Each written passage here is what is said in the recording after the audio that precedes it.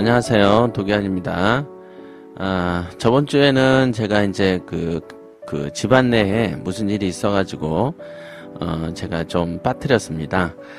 사과드리고요. 이번 주에는 이제 조금 땡겨서 지금 충남 부여군 홍산면 토지에 대해서 이제 설명을 해드릴 건데요.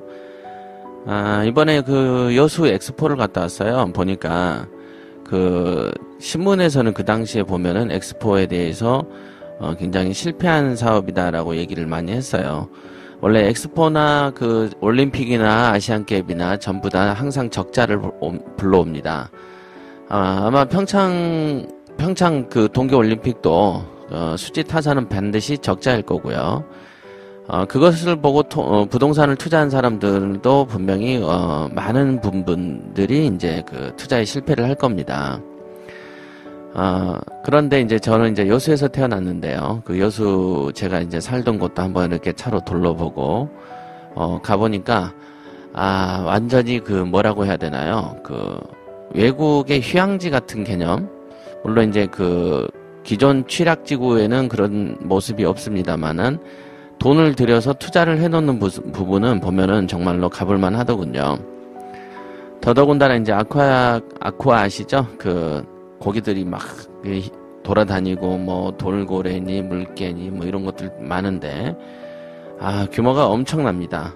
그냥 바로 눈앞에서 이렇게 보는 방식인데 여러분들도 이제 시간이 나시면 애들이 있으신 분들은 애들을 한번 구경 한번 시켜줘 보십시오. 괜찮습니다. 예.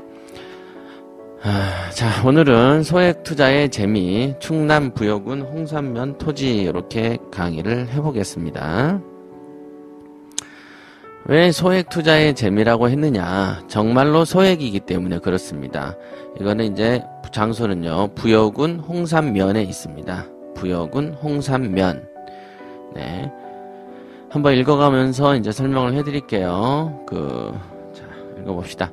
계속해서 싼 물건들의 투자 사례를 보셨습니다. 위의 사례 낙원빌라와 삼성동 지하상가는 둘 다 경매 투자의 초창기에 매입했던 것들입니다. 사실 소액 투자의 물건들은 무지하게 많습니다만은 지면의 한계상 모두 다 할 수는 없습니다. 예. 그 당시에 이제 이 책을 쓸 당시에 어떤 물건들을 책으로 쓸 것인가 요거를 이제 잠시 고민을 했었던 것 같아요.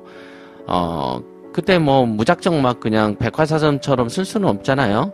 그쵸? 그 중에 교육 효과도 있고 책에 써서 어느 정도 이렇게 구색이 좀 맞겠구나라는 물건들을 이제 추린 거죠. 그래서 이제 파트를 소액 투자하는 방식으로 파트에 이 홍산면 토지를 집어넣은 겁니다. 물론 이제 교육 효과도 좋다. 부자 마인드를 설명하기에 참 좋은 물건이죠, 이 물건은. 그래서 부여군 홍산면 남촌리 108평 나대지 이렇게 되어 있습니다. 108평이었습니다. 나대지였고요. 자, 여기에는 보면은 유행 따라 가벼운 마음으로 매입했다 이렇게 제가 써놨네요. 유행 따라 가벼운 마음으로 매입을 한 나대지 이렇게 되어 있습니다. 자, 올려볼게요. 자, 당시 행정수도 이전에 대한 높은 기대감으로 많은 사람들이 충청도 토지를 매입하던 시절입니다. 특히 공주, 청양 등의 토지는 밭고랑도 산다고 했었던 시절이었습니다. 교육 중에 늘 하는 말이지만 토지 투자를 부추기는 사람들은 거의 다 부자가 아닙니다. 맞습니다. 지금도 토지 투자를 부추기는 사람들이 있어요. 과거에 저희 직원 중에 한 명이 자기 아버님이 경매로 이렇게 좋은 부동산을 사놓고서도 이 경매 별 볼 일 없다. 그러면서 뭐 거제도에 어떤 조선소가 들어왔듯이 목포 신안 쪽에가 조선소가 들어가니 그 일대에 뭐 진도에 뭐 땅을 사는 거를 차라리 그걸 할 걸 경매를 괜히 했다라고 얘기를 하면서 1,000만 원짜리 땅을 하나 샀더군요. 그런 땅 같은 경우는 보면은요, 집을 지을 수 없는 땅이고요. 대부분 보면은 임야 중에서 가장 싼 거는요, 관리보다는 보존 녹지 이런 형태들이 많죠. 보존임지. 여기도 준보존 산지 뭐 이런 것들이었는데, 뭐라고 해야 되나요? 조선소가 들어오면 그때 오르면 그때 팔겠다. 뭐 이런 식으로 꼬시더라고요. 그 사람이 어떤 부동산 TV에도 나왔다고 하고 카페도 가보니 굉장히 그 동영상 한 1분 들어봤는데 황당무계한 소리를 하던 거를 들었습니다. 어차피 뭐 방송국에서 뭐 PD나 작가들이 그 사람이 부동산 전문가인지 아닌지를 조사하고 검증한 다음에 부르는 게 아니죠. 우선은 필요하면 부르는 겁니다. 굳이 검증 책임은 없으니까요. 실제로 보면은요, 토지 투자를 부추기는 사람들 중에 제가 부자를 본 적이 없습니다. 지금까지. 역시나 지금도 토지 투자를 부추기면 조금 의심을 많이 해보셔도 무방합니다. 실제로 성취가 없는 사람들이 성취가 없기 때문에 실력이 없을 때 제일 먼저 하기가 좋은 게 뭡니까? 초장기 투자의 어떤 부동산을 가지고 놀면 자기의 실력이 뽀록이 안 납니다. 그렇죠? 그런 똑같은 거예요. 그래서 토지 쪽은요, 원래 부동산에는 사기꾼이 많다고 하는데 많은 부동산 종목 중에서도 특히나 토지 종목에서는 사기꾼이 드글드글 거립니다. 그러니까 그 당시 그 행정수도 이전에 대해서 얘기가 나올 당시에도 토지가 어마어마하게 들끓었죠. 노무현 시대에는 기업혁신도시로 해서 전국에 기업혁신도시 아닌 곳이 없을 정도로 곳곳이 개발붐이 있었습니다. 서울이야 이명박 대통령 전 시장이죠. 그분이 그 사람이 그 서울은 곳곳으로 뉴타운을 만들어서 이렇게 했지만은 그 당시에 이제 대통령도 전국을 다 개발 지역으로 다 만들었죠. 그러니까 당연히 부동산 투기 억제 정책을 세법으로 아무리 써도 약효가 듣지 않았던 시절이 있었습니다. 벌써 5년이 넘어버렸으니까 여러분들이 기억나시는 분들도 있고 가물가물거리시는 분들도 있겠지만 인터넷 뉴스에서 한번 기사를 검색을 많이 해보십시오. 저는 그 당시에 생각이 이상했던 게 왜 저렇게 앞으로는 개발한다 그러고 뒤로는 그걸 억제책을 쓰면서 왜 효과 없는 억제책이라고 할까? 그런 생각들을 많이 했었습니다. 개발 계획을 없애버리면은 투기가 안 생깁니다. 너무 쉬운 일이죠. 그래서 개발을 전체적으로 10개를 할 생각이 있더라도 하나나 2개씩 이렇게 터트리는 거하고 10개를 동시에 터트린 거는 효과가 다르죠. 그죠? 폭탄도 하나 둘 터지는 거하고 10개 터질 때 시너지 효과라는 게 있지 않습니까? 그래서 그런 거는 이제 정책을 할 때 그만큼 정책을 실시하는 사람들의 어떤 그 지혜가 필요한 부분이죠. 네. 토지 투자는요, 간혹 부자가 되는 길입니다. 요거 중요합니다, 여러분. 예, 토지 투자는 매번 부자가 되는 길이 아니고, 간혹 부자가 되는 길입니다. 간혹. 그러니까 되는 사람이 있습니다. 그리고 되는 케이스가 존재하죠. 그러나 이거가 누가 됐다고 해서 누군가에게 마음 편하게 권할 수 있는 만한 속성의 것은 아니다라는 것이죠. 아니 경매같이 가장 만만한 것도 못해가지고 막 이리저리 고민하는 사람도 드글드글 하는데 토지 같은 경우는 그냥 사놓고 그냥 무지개로 그냥 놔둬버려야 되는 거죠.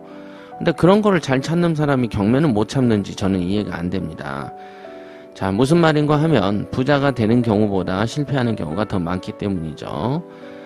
이 말에 공감하는 분들이 많을 겁니다. 맞습니다. 토지 쪽은 투자를 실패하는 분들이 은근히 많습니다. 우리가 부동산은 그래도 다른 어떤 투자처보다도 괜찮다라고 이렇게 얘기가 되어지지만 실제로 토지에 이르면요 실패하는 사례가 되게 많습니다. 예.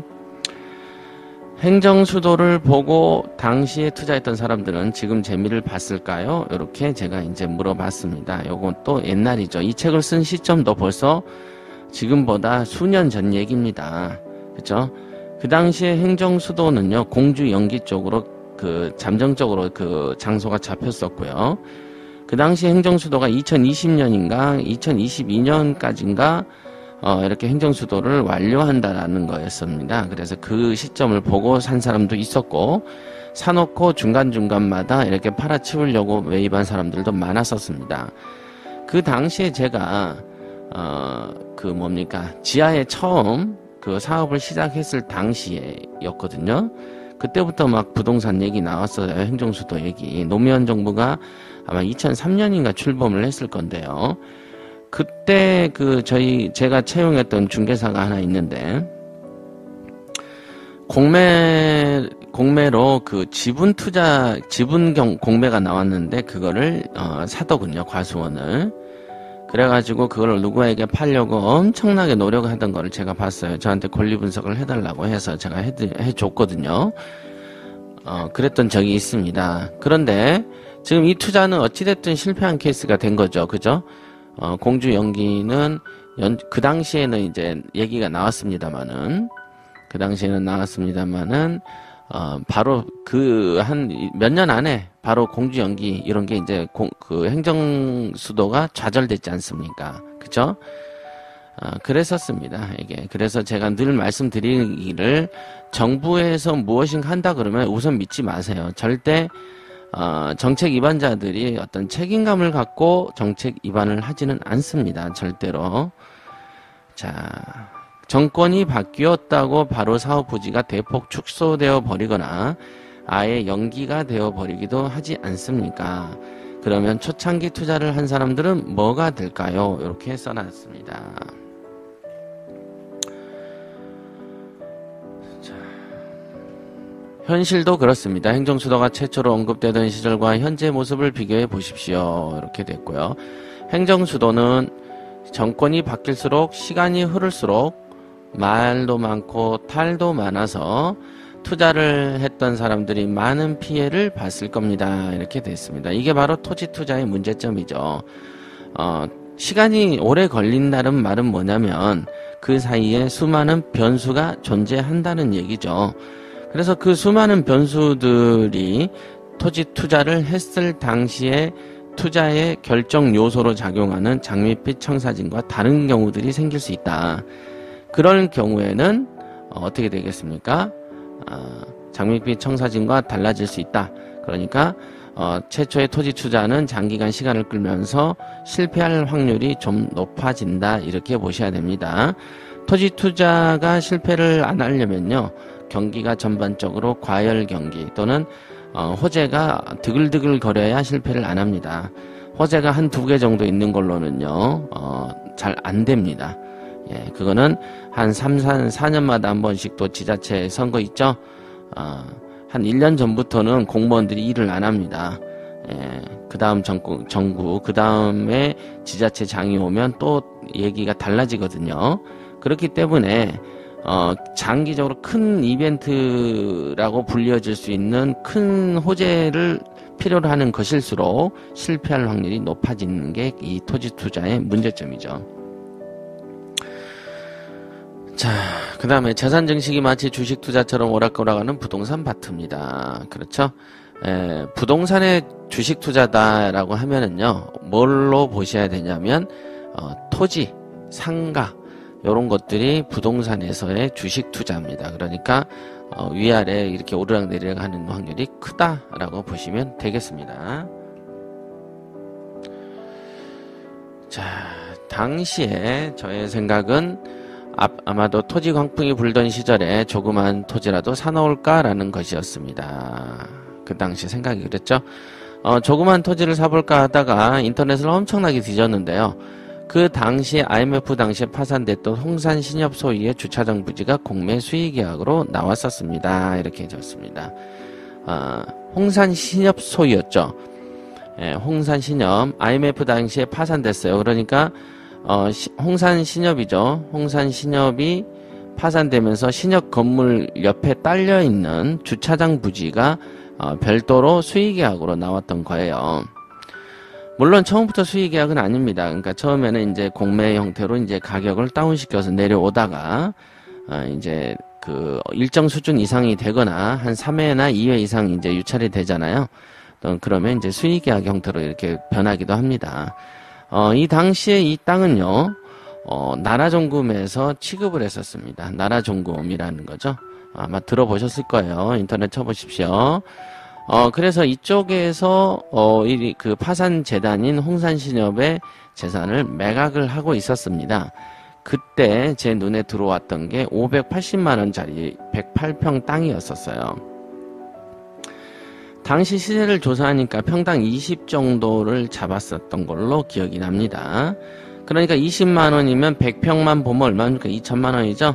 이 정도 금액이었습니다. 그러니까 2천짜리가 지금 580만 원에 계약을 할 수 있었던 땅이죠, 이 땅이. 그래서 워낙 싸지 않습니까? 그래서 뭐 하나 사놓을까? 뭐 이 정도 가벼운 생각이었었죠. 이걸 가지고 뭐 엄청난 어떤 뭘 해보겠다는 게 아니었고요.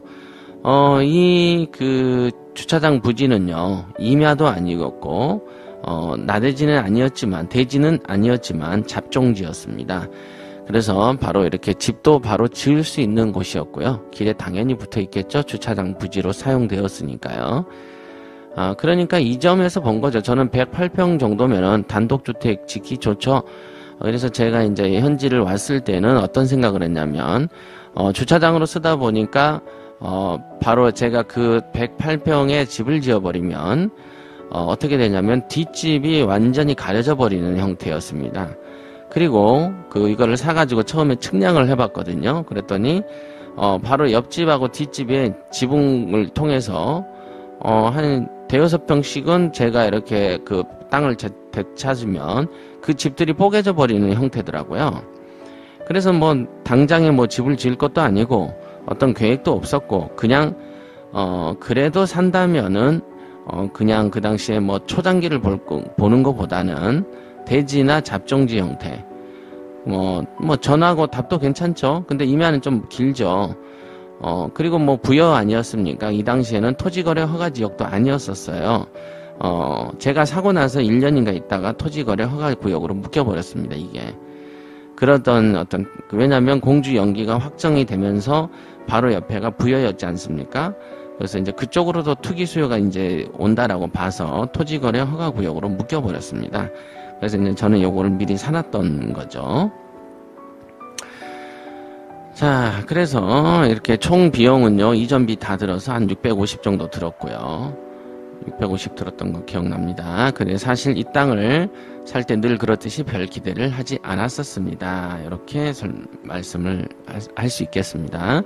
다만 현 시세보다 싸다는 것 이외에 다른 고려사항은 없었습니다. 이렇게 말씀드립니다. 남천리 마을 내부에 있었던 땅이어서 나중에 집이라도 지을 수 있겠다는 정도의 인식만 있었습니다. 이 마을이 얼마나 작냐면요. 조그만해요. 그냥 한 20-30세대 정도 사는 수준이었습니다. 그러니까 그래도 이제 나름 이제 신협 건물이 존재하던 곳이었기 때문에 그 동네에서는 그래도 시장도 좀 열려 있고 사람들이 좀 모이는 동네였죠. 그랬었습니다. 그 당시에 그 앞에 그 공주 서천으로 이렇게 가는 공주 서천 간 도로가 그 4차선 확장 공사 중이었었습니다.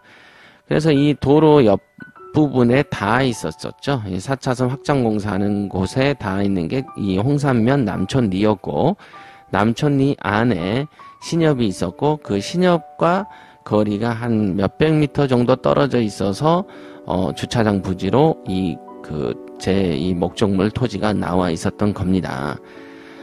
그랬었죠. 그래서 이 토지를 제가 이렇게 샀을 때 사고 나서 했던 게 바로 이겁니다. 바로 담보대출을 알아보게 했죠. 굳이 이 토지에 돈을 묻어놓을 이유가 없었으니까요. 그렇게 알아본 은행이 33군데가 넘었을 겁니다. 예, 엄청나게 전화했습니다. 엄청나게. 대다수 초보자들은 겨우 자기 집 앞에 은행을 두세 곳만 알아다니고 어렵다 안 된다고 합니다만은 저의 경우에는 그 일대를 다 뒤집니다. 반드시 다 뒤지는 거 다 이렇게 하셔야 됩니다.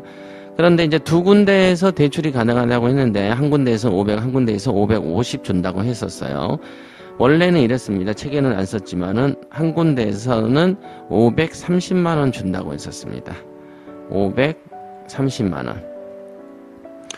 그래서 이제 제가 이제 약속을 하고 갔죠. 가가지고 이제 은행 직원에게 왜 두런두런 얘기를 하지 않습니까? 이쪽 주민도 아닌데 어떻게 사셨냐? 그냥 샀다. 뭐 530 주느니 20만 원 더 보태서 550 주세요. 뭐 20 가지고 그러십니까? 그랬더니 이제 그 대출했던 과장이 그냥 자기가 생각해봐도 뭐 20만 원 큰 거 아니지 않습니까? 그래서 550에 하겠습니다. 그리고 바로 이제 대출을 받았었습니다. 그 당시에. 그러니까 제가 실제로 투입한 돈은 얼마입니까? 그러면 100만 원 정도가 되는 것이죠. 100만 원만 이제 투자한 부동산이 된 거죠, 이거는. 자, 그러면 550에 대한 이자는 연간 7% 정도였으니까 요즘엔 좀 더 싸지만요. 토지였죠? 그 당시였고 토지였습니다. 그래서 1년 이자가 총 합쳐 40이 안 됐고 한 달에 한 3만 원 정도 이렇게 과외돈으로 나가는 수준이었습니다. 그러니까 제가 이걸 1년 반 만에 팔았으니까 3만 원에 한 18개월 정도로 한번 봐볼까요? 그러면은 3, 1, 3, 3, 8에 50, 24, 한 54만 원 정도? 이 정도 나간 거네요. 그러니까 이자는 큰 부담이 아닙니다. 그래서 더더군다나 대출로 많은 돈을 회수해버린 것이죠. 이런 행동도 매우 중요한데요. 일반 투자자들은 워낙에 대출에 겁을 먹다 보니 투자 원금을 회수하는데 소극적입니다. 자기 보유 금액이 어마어마하게 많은 것도 아니라면 꾸준한 투자를 통해서 부를 일구기 위해서는 반드시 융자를 잘 활용해야 한다는 것을 명심하세요. 이렇게 했습니다. 맞습니다. 제가 만약에 이 돈을 회수하지 않았으면 한 600에서 700 가까운 돈이 그냥 묻혀져 있어야 되는 거죠. 그러나 저는 바로 이렇게 돈을 빼버렸기 때문에 보유하는 데 있어서 어떤 스트레스도 없었습니다. 그렇게 된 거죠. 자, 그 다음에 그 다음 밑에 읽어보겠습니다. 생각해 봅시다. 650만 원이면 일반 직장인에게는 매우 작은 돈입니다. 모으라고 하면 큰 돈이지만 하룻밤 술자리 값으로는 몇백씩 쓰고 있는 직장인에게는 큰 돈이 아닙니다. 그런 작은 돈으로도 이렇게 토지를 매입할 수도 있습니다. 아까 이제 제가 얘기를 하다가 말았지만요. 우리 그 직원이 샀던 1000만 원짜리 토지가요. 한 100평 정도 됩니다. 임야고요. 그런데 그 진도에서 경매 나온 거를 보면은요. 대지가 300평인데도 지금 감정가나 최저가가 300, 400 된 것들 많습니다. 그러니까 집도 지을 수 없는 이상한 땅을 100평을 평당 10만 원에 그렇게 비싸게 준 거죠. 일반적인 대지보다도 10배에서 20배 가까이 비싸게 주고 산 겁니다. 그런데 이제 모르다 보니까 소위 전문가라는 사람들이 그런 걸로 모르는 사람들 눈탱이 치는 거죠. 토지는요, 정말로 제가 말씀드리지만 사기꾼이 드글드글합니다. 그러니까 그거는 여러분들이 알아서 그런 줄 알면 알아서 조심해서 이렇게 투자하십시오. 통장에 넣어봤자 큰 도움도 되지 않겠죠. 이 글을 읽는 분들 중 수백만 원만 가지고 있는 사람이더라도 절대 쉽게 포기하지 말고 적극적으로 투자처를 찾아볼 것을 충고합니다. 이렇게 제가 썼습니다. 자, 오늘은 여기까지 하고요. 다음번에는 왜 하필 부여냐, 제가 왜 부여를 샀지, 이런 거 요거에 대해서 설명을 한번 해드리고 100만 원에 사서 2000에 팔았던 얘기들 이런 걸로 하면서 다음 시간을 끌어가 보겠습니다. 자, 그럼 다음 시간에 뵙겠습니다.